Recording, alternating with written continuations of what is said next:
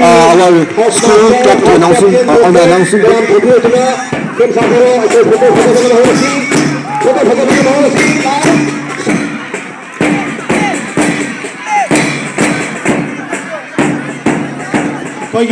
House master, they will be a double house captain, a double student.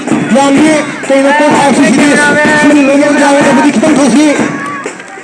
A double side temple area. Benches saying our spokes house to Tosi.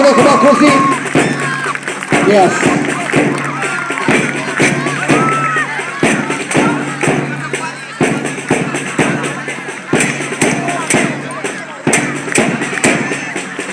Yes, the pride house, the house.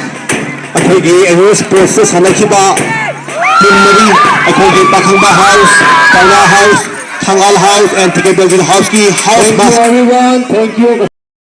Houski, house master, house captain, prefect, dan Pudutuna, Kim Sakaro, Houski.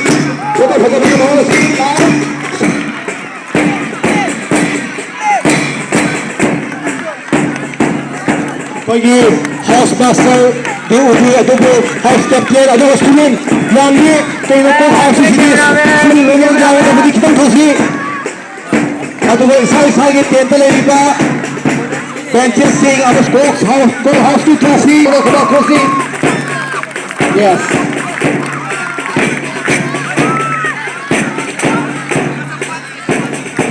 Akogi English process hanakiba Timari. Akogi Pakamba house, Tanga house, Tangal house, and together with Houski house master sing Amutala Puchareke, the proud house master of the 4 houses.